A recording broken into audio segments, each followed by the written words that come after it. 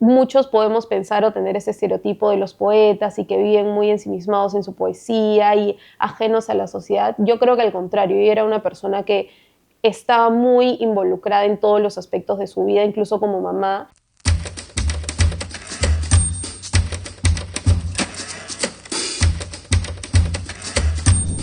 Hola, ¿qué tal? Bienvenidos y bienvenidas. Hoy estamos con Daniela Paredes. Hola. Daniela Paredes es autora del libro Ponte un alma si la encuentras.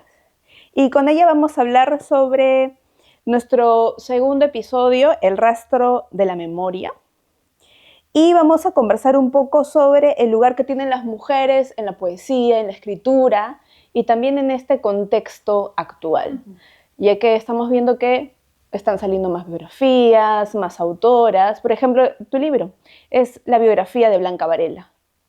Bueno, que además es tu primer libro, ¿no? Así que esperamos que tengas muchos más libros. Bueno, Daniela, y para empezar, sí me gustaría que nos cuentes un poco cómo ha sido tu proceso de escritura, creativo. Y nos gustaría saber entonces por qué es importante, Daniela, escribir una biografía. Bueno, antes que nada, Fer, muchas gracias por el Hola, espacio. Daniela. Y es muy lindo tener justamente estos espacios, ya sean virtuales o presenciales, para conversar un poco del libro y sobre Blanca. El libro empieza en realidad como un trabajo de un curso, que es Crónicas, de ahí Escala Literario, y de ahí yo siempre quise publicar un libro y fue la oportunidad perfecta donde tuve todos los recursos, tuve a los profesores, de ahí tuve el apoyo de la editorial, tú como editor del libro para poder hacerlo. ¿Por qué para mí fue importante? Porque te lo comentaba antes de que empecemos a grabar.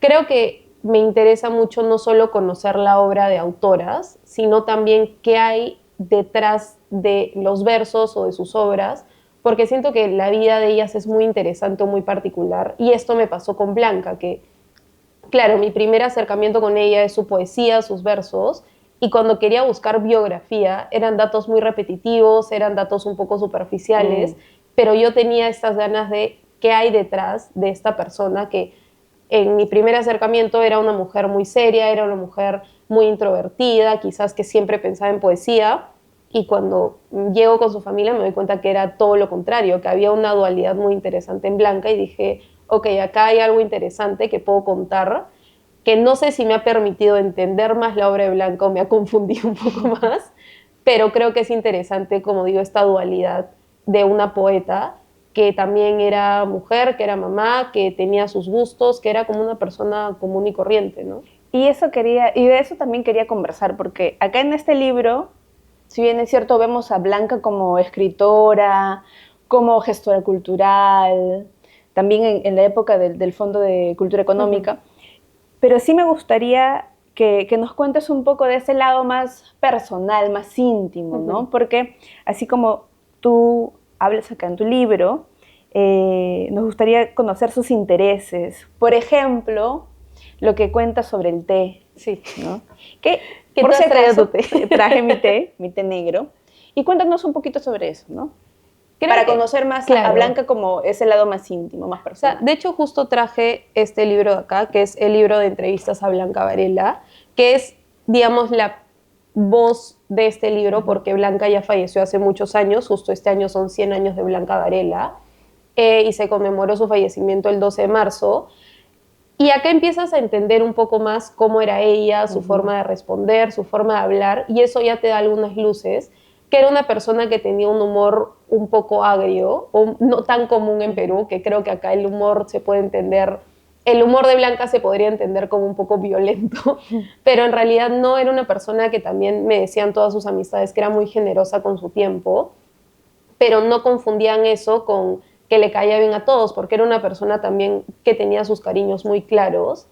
María del Carmen Gessi, que era la esposa de su hijo, de Lorenzo, que falleció, me contaba que ella era una persona muy, no sé si era una falsa modestia, pero que con sus poemas iba, los escribía en un papelito y te decía, hola, ¿puedes leer mi poemita a ver si te gusta? Y era, claro, estabas leyendo, no sé, Casa de Cuervos, y no era un poemita, ¿no? Claro.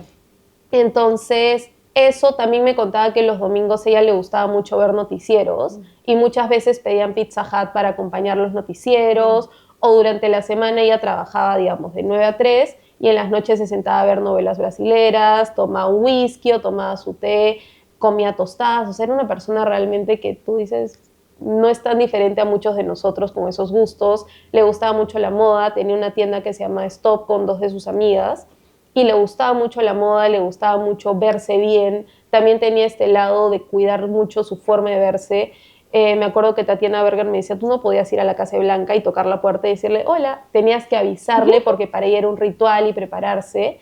Entonces sí creo que no lo confundo con ser una persona superficial, sino que muchos podemos pensar o tener ese estereotipo de los poetas y que viven muy ensimismados en su poesía y ajenos a la sociedad. Yo creo que al contrario, yo era una persona que estaba muy involucrada en todos los aspectos de su vida, incluso como mamá. Era una mamá súper nerviosa, por lo que me cuenta Vicente, era una mamá ya medio hipocondríaca con las enfermedades y los llevaba al médico y le gustaba el fútbol por sus hijos y de ahí le vio estética, entonces claro, tú dices, ella le gustaba de todo un poco y se involucraba, y eso finalmente es su poesía, no es que su poesía es un arte aparte a su vida, ¿no? Claro, y cuando nos cuentas de estos lados más íntimos, también podemos identificarnos, ¿no? Y creo que es súper importante lo que hiciste con este libro. Es como abrir esa ventana a su mundo personal y quizás que muchas más mujeres, estudiantes, nos podamos ver identificadas también con su estilo de vida, porque también pues no nos gusta ver Claro. no sé, las novelas brasileñas. O salir con tus amigos, salir a bailar, viajar, o sea, creo que o la percepción que yo tenía antes era que Blanca era una persona, o el concepto de Blanca era como excluyente, ¿no? Sí. Como era poeta, no hacía estas cosas, y cuando te das cuenta que era una persona que sí iba en estos diferentes ámbitos, que tiene todos estos matices. todo, yo decía como, claro, ¿qué le impide a cualquier otra persona poder escribir con esa calidad y vivir una vida como la quiere vivir, ¿no? Entonces, esos matices sí me parecían bastante interesantes e incluso me atrevo a decir motivadores para alguien de mi edad, ¿no? Para cualquier, como dices tú, cualquier mujer o persona que quiere escribir, pero dice, pucha, no encajo dentro de este... Claro, porque el ser escritor tiene que tener estos modelos, ¿no? Claro. Es como, lo digo en broma, pero un profesor, no voy a decir el nombre porque lo quiero, pero un día estaba hablando y me dijo, ¿qué vas a hacer? Me voy a ir al concierto de Bad Bunny. ¿Cómo te puede gustar Bad Bunny? ¿Cómo puedes escribir sobre Blanca Varela? Y le decía, bueno, es la magia de la dualidad que tiene Blanca, la tengo yo en otra medida. Claro, que... sí, somos muchas personas también, tenemos muchos y lados. muchos gustos, y el hecho de que, claro, te guste algo un poco más mundano o más comercial, no quita que también te pueda gustar este lado, que tengas esta afinidad o no sé, este don de escribir, ¿no? Entonces, para mí sí era, si bien era una búsqueda de Blanca, también era un recordarme a mí misma de, también puedo ser esto viviendo la vida que tengo ahora, Claro. ¿no? Y para eso también hay una pregunta, ahora te la hago. Bueno, entonces ya conocemos un poco de Blanca, que no solamente fue escritora, fue madre, fue amiga, le gustaba la moda, le gustaba la tele, las novelas. Entonces, ya dando un pasito al costado, me gustaría saber por qué crees, qué autoras crees que hoy deberíamos leer, ¿no? Y ya hablando no solo me tienes que decir de autoras peruanas, ¿no? Puede ser también latinoamericanas y no solo de literatura. Bueno, tu libro ha salido con el sello de la editorial UPC, que es una editorial académica, una editorial universitaria, y bueno, también podríamos pensar entonces en quizás biografías de mujeres representativas del mundo académico o de las ciencias. No sé, me pongo a pensar en Ruth Shady, que investiga sobre Caral, o también la investigadora Rosa Vázquez, que también es una investigadora indígena que investiga sobre las abejas. O sea, necesitamos de alguna manera amplificar sus vidas, ¿no? Y entonces dime tú qué otras vidas que crees que debamos leer, descubrir, de repente si alguien se anima a escribir sobre ellas, ¿no? Bueno, te comentaba justo antes de empezar a grabar que para mí Leila Guerriero era una mujer que no solo escribe muy bien, porque de hecho me gustan mucho sus libros y sus investigaciones y cómo redacta las crónicas. Siento que tiene un un sello muy marcado y muy especial. Pero a mí en particular, de nuevo, creo que eso ya es algo, una curiosidad con la que nací. No me interesa tanto la obra, sino ver un poco qué hay detrás de la persona que escribe, ¿no? Como detrás de escena o ver qué pasa. Me acuerdo que yo, bueno, no conocía a Leila, la vi en el Festival Gabo hace un par de años y yo la quería conocer, quería ver, o sea, quería una foto con ella y hablarle y es todo. un ícono, además. Claro, para mí era como una rockstar. Claro, o sea, yo decía, claro. y veía la cola de gente que esperaba y decía, no sé si la voy a llegar a ver. Entonces llegamos y ella entra al salón porque solo había una entrada y veo a alguien perdida, veo a una señora rulosa con lentes perdida y dije, ¿será o no? O sea, porque también dije, podría ser otra persona parecida. Claro. Y me acerco y le digo, hola Leila, ¿qué tal? Mucho gusto, soy de Perú. Hola, le digo, ¿me puedo tomar una foto contigo? Y me dice, sí, pero una pregunta, ¿por esta puerta se entra? Y le digo, ah, sí, o sea, por acá es la puerta del auditorio, esta es la cola para tu charla, por si acaso. Nos tomamos la foto, todo el mundo se le abalanzó encima.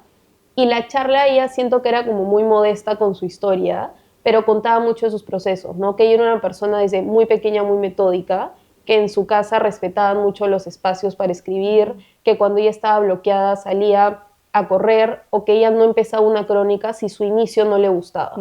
Entonces, esas cosas yo me hubiese encantado sentarme con ella y cuéntame un poco tu vida, tus procesos, tus miedos. Siempre escribes y estás segura de lo que escribes o no.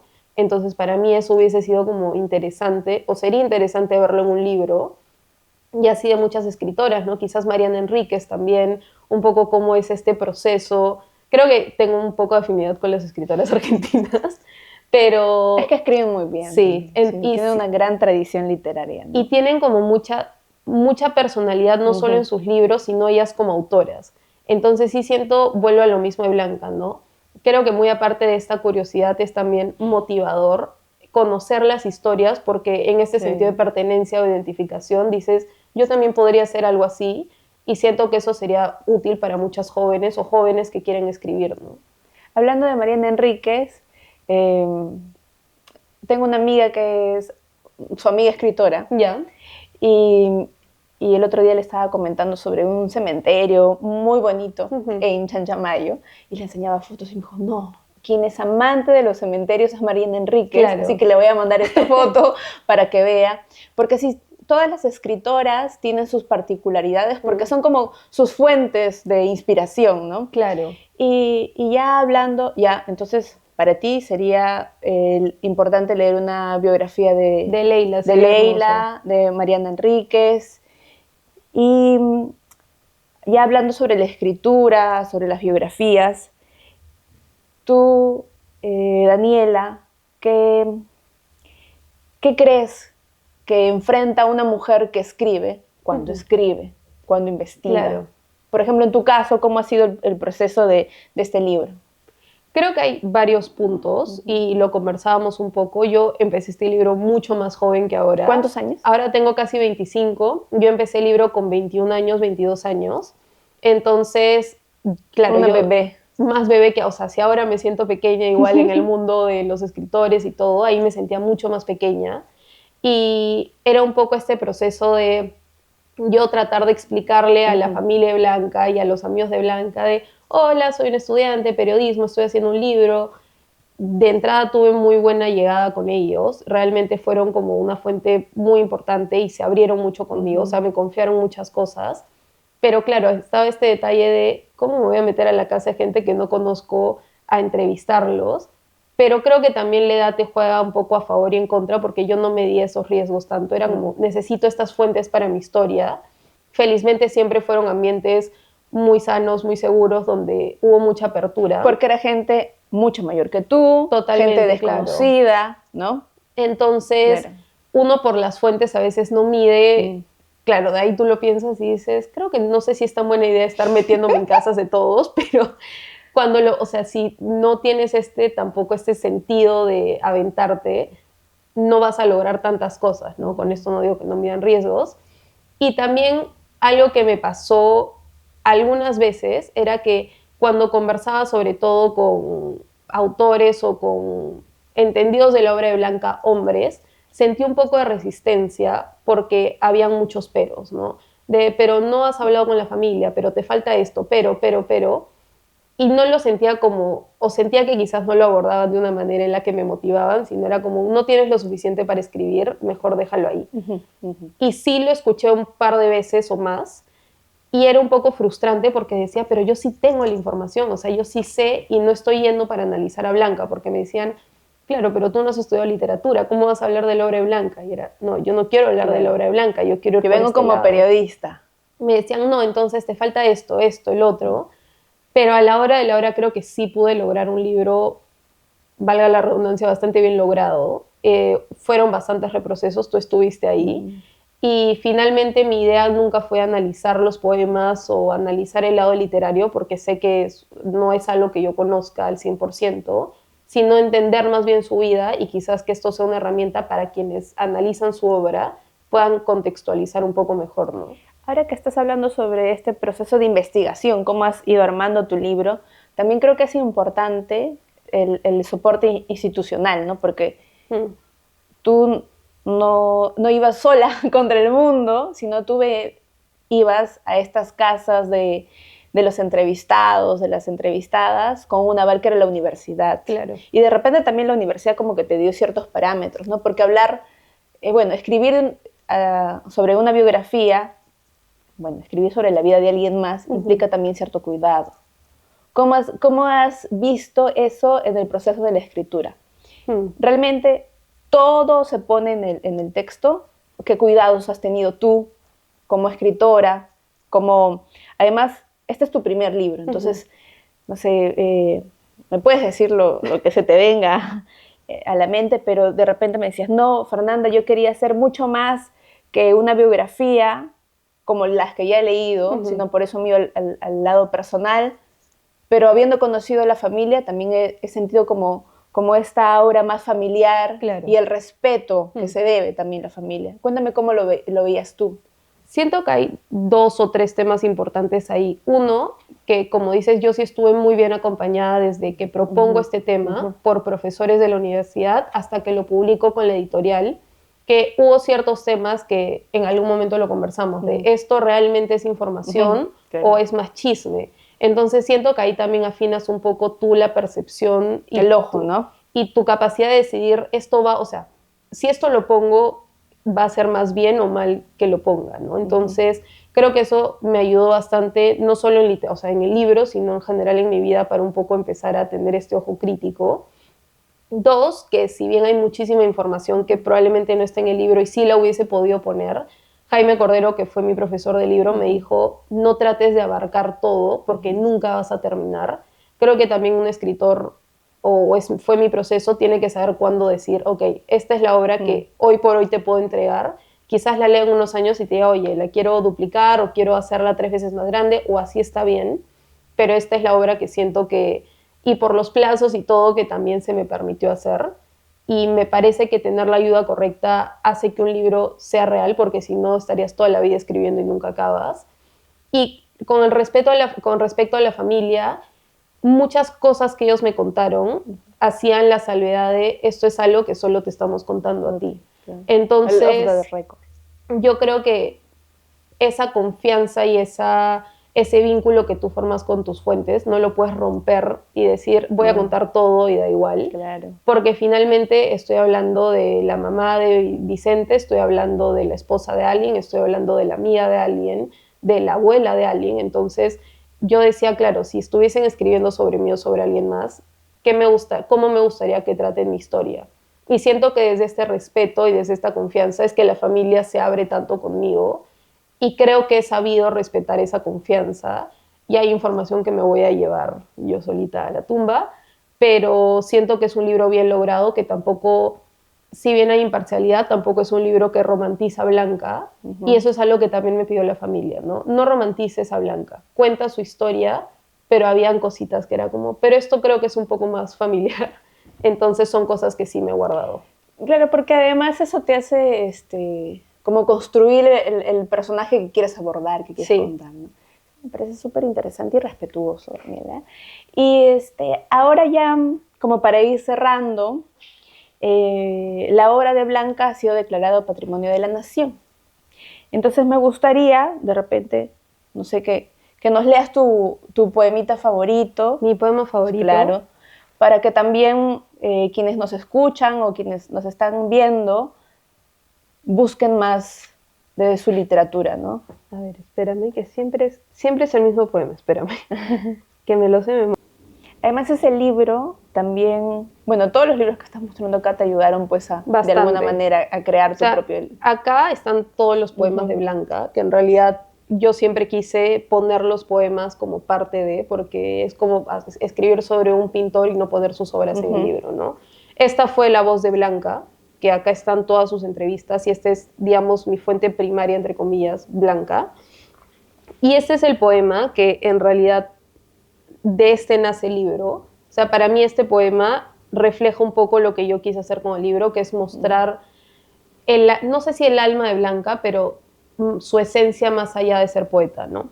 Entonces este es el poema Striptease y dice así: quítate el sombrero si lo tienes, quítate el pelo que te abandona, quítate la piel, las tripas, los ojos y ponte un alma si la encuentras. Que de hecho también es el título del libro. Entonces, yo siento que este poema engloba muy bien, muy aparte que es mi favorito, engloba muy bien la esencia que quiero con el libro y la imagen de Blanca que he querido armar en esta biografía. Muchas gracias, Daniela. Creo que el poemita sí cerró espectacular el episodio de hoy.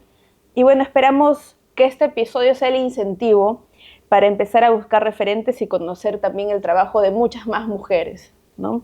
Sus aportes en la historia y construir también una memoria más democrática, ¿no? Porque la historia de nuestro país y Latinoamérica está construido tanto por hombres como por mujeres. Bueno, muchas gracias otra vez, Daniela, y muchas gracias también a quienes nos están mirando y escuchando. Y recuerden que estamos en YouTube y en Spotify. Muchas gracias y esto fue A Libro Abierto.